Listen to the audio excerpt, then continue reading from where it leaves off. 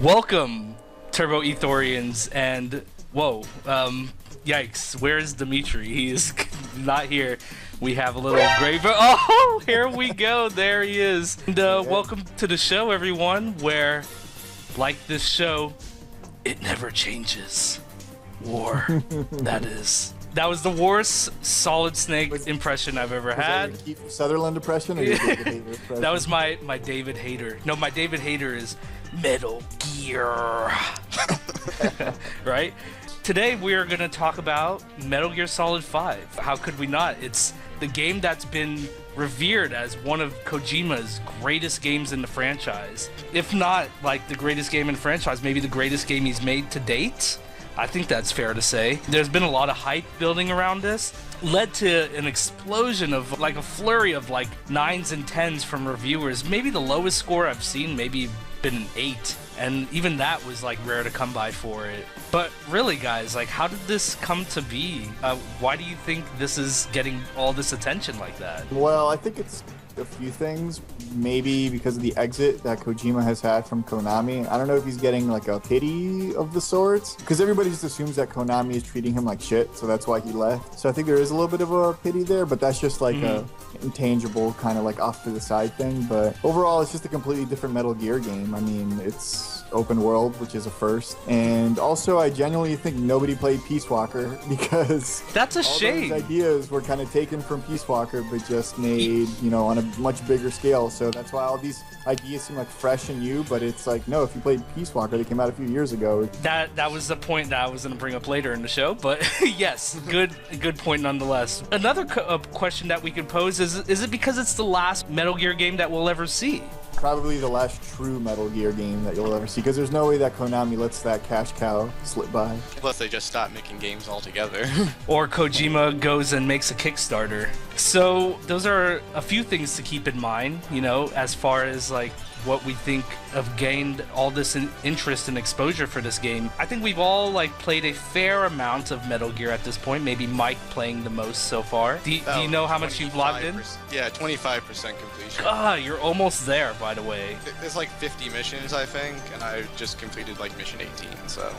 Because I was about to say, I think there's so many side missions that counter might be a little bit. You might beat the game at like 40%. Yeah. I've done a lot of side missions. I got really obsessed with building up the Diamond Dogs in Mother Base. That could be pretty addictive for sure. And so I want to go ahead and like go over some of like the things that we really liked about the game. And I'm going to build on what you just said, Dimitri, even though it was somewhere in my list like kind of mixed up. It was Peace Walker adjacent. Or can we say adjace? It's not copywritten. You know, the Fulton system. What else could we mention? The mission selection. The Mother Base, the obviously. upkeep. Yeah, the upkeep with Mother Base. I think it was a really great element. It's like Peace Walker the console, basically. Oh yeah, I mean, the non-linear missions was, I think, a pretty big departure from the series. So that's why, back to my point, I just think nobody played Peace Walker, so it was a big surprise to a lot of people. Peace Walker is the only edition of the series I have not played. I have it. I just got it a few months ago on one of the PS3 collections. I just haven't had time to play it. It's really too late to play it now,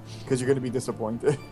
I'll still do it just because I'm obsessed with the story. Like, I'm fascinated with the whole lore of Metal Gear. Well, you know what the best thing about you playing Peace Walker now is like you'll be like, oh, I'm familiar with this system. It'll be easy. Actually, it'll be a more dumbed down system, because I think Phantom Pain has really taken advantage of like really upping the scale. Yeah, so I guess basically Dimitri was right. You might be a little disappointed, but I think it'd still be fun to check out without a doubt. Well, it's a big gap of the story I wouldn't mind filling in. So, I mean, I've read about what happened online. It's been out long enough. I'm not worried about spoilers, but I would like to go back and actually see how the story then fits into the complete saga. Yeah, that's what I wanted to say, is that it's gonna lead up to Ground Zeroes, so it's really gonna work out for you. Yeah, exactly. Another thing that was great about this game was the Fox engine, which was built by Kojima Productions, which was actually defunct in July of this year, July 10th, I believe. And fun fact, guys, it's the 4th game to use it. and Ground Zeroes was the second. Do you guys know which one the first game was to use it? Castlevania game? Lords of Shadow? Jesus Christ, I wish. That would have been amazing. No, I have no idea. The Metal Gear Revengeance? Absolutely not. It was Pro Evolution Soccer 2014. Of course. Was the first game to use it. So Yeah, Nobody played. all of full our despair. favorites. and then the rest of the games that used it was 2015 and 2016. So Yeah. get your soccer on, right? I think another great thing is the music. Wow, the music really got to me. Yeah, that was on my list for sure. Yeah, when Bowie kicked in the beginning, I was like, "We're good. This game's Dude, off to yeah. a great start."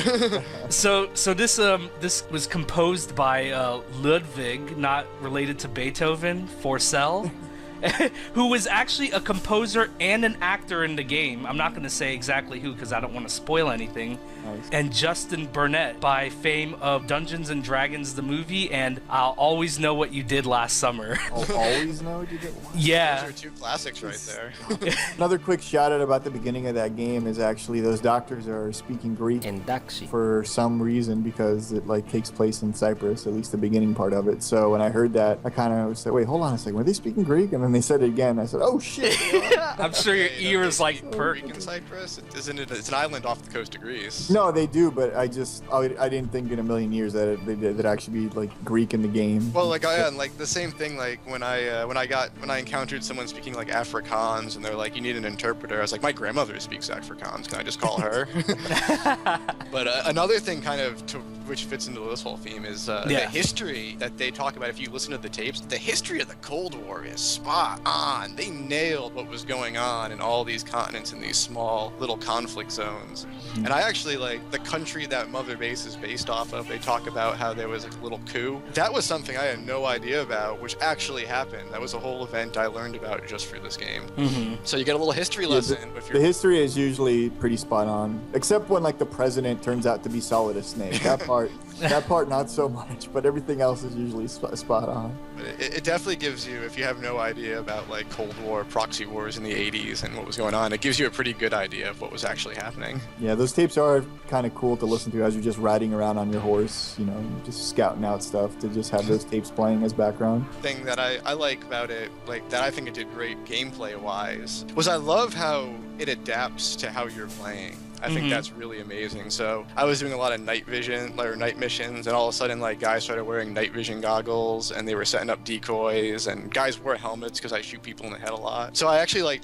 changed up how my play style. I started doing more day missions to try and mix it up to make it a little easier. And then, you know, you unlock different weapons which then add to your play style. Like when I got the silence tranquilizer like sniper gun, I was like, well, this is gonna totally change how I go about going into bases and stuff. So That's what I was it actually rewards you for not playing the same way, and it makes it difficult for you if you are trying. It forces you to try and play the game differently. Yeah, I mean, I was really looking forward to that particular weapon as well. But anyhow, like, yeah, I think we all made some, like, really solid points as to why this game really stands out. I even, like... Well, one last point I want to make, because I think that we're transitioning to the not so good, but one last quick thing I want to point out is the classic Metal Gear swerves too that they kind of throw at you in the game. Just a quick example that's not too spoilery, because we're going to try and keep this spoiler free, but if you're going on a mission to meet up with somebody, then all of a sudden you have this little confrontation with Quiet, and then it's like, nope, now it's just about Quiet anymore, and that like mission that you were going to do, that's like on the back burner for now, which is kind of weird, because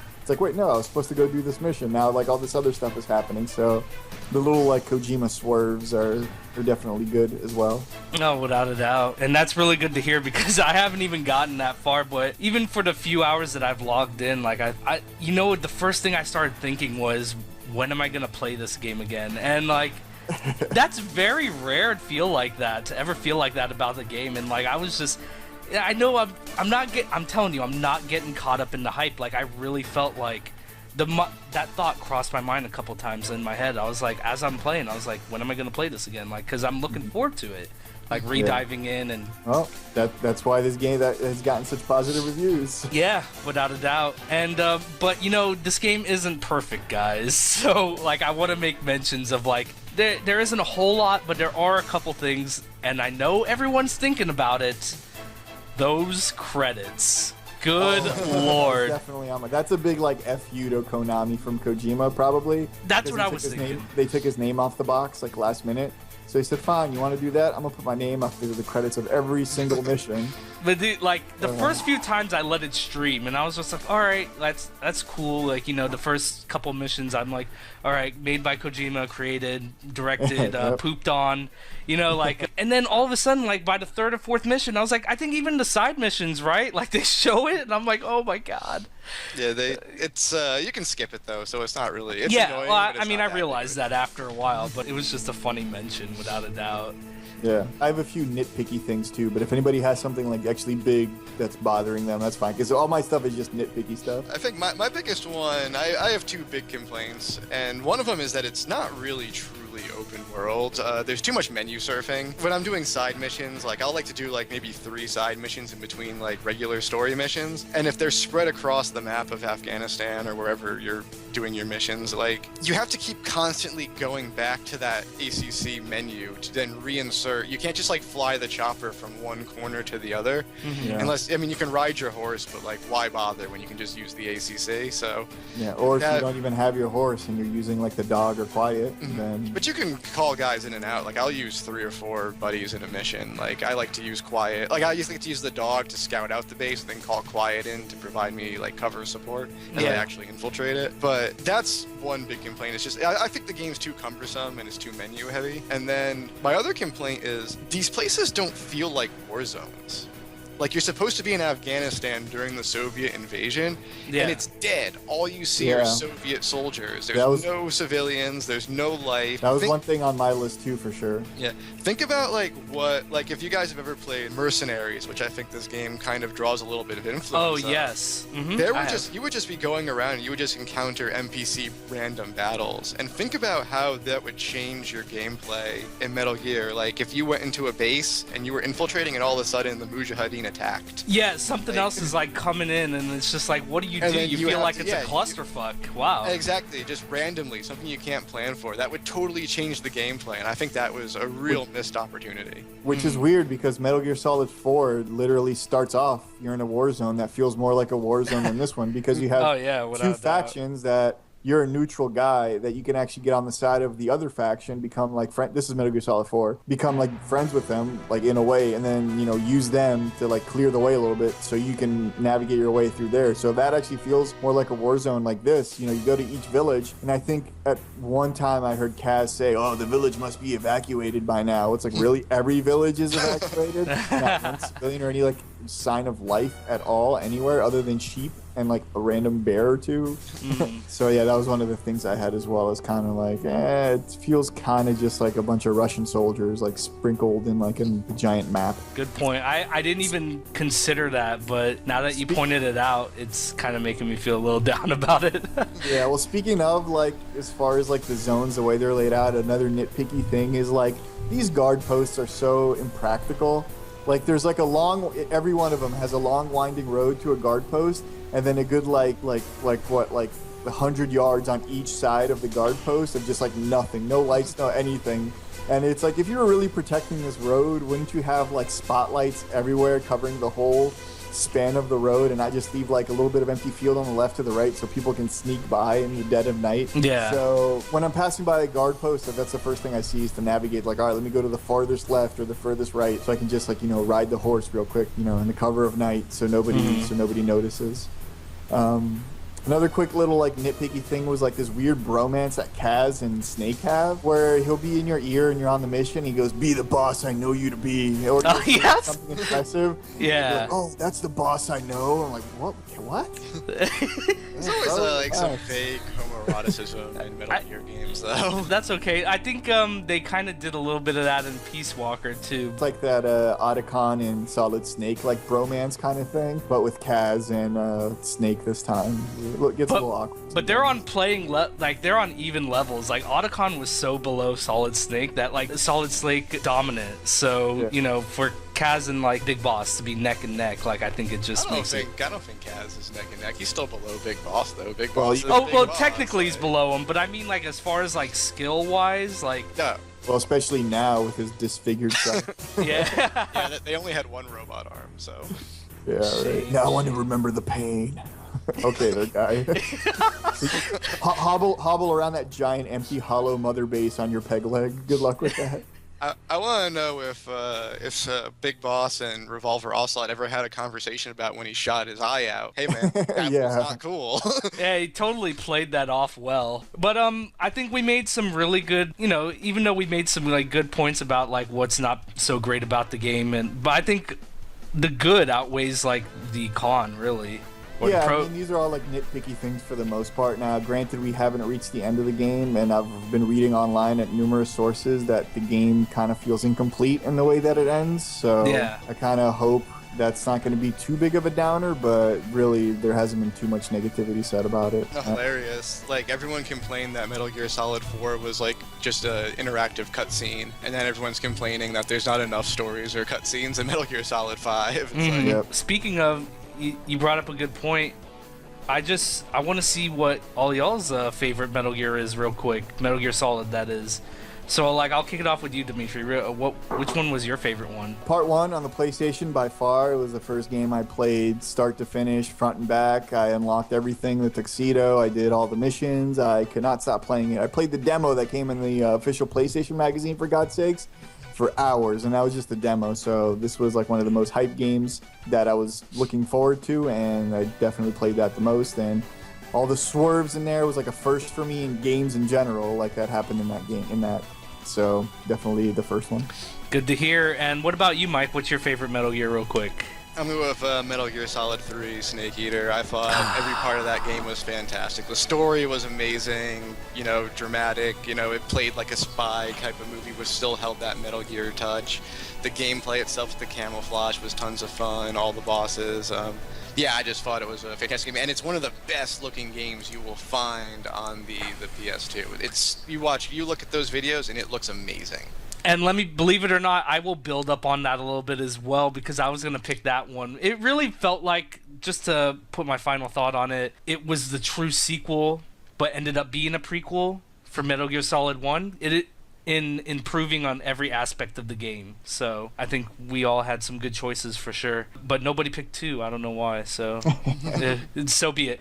But on that note, thank you everyone for watching. I had a lot of fun discussing this Metal Gear talk and stuff. Please like this video and subscribe to the YouTube channel. Let us know what you're thinking about Metal Gear Solid 5. Follow the Twitter, the Turbo Ether. And check out our Facebook, Turbo Ether. And on that note, folks, I will close it out here.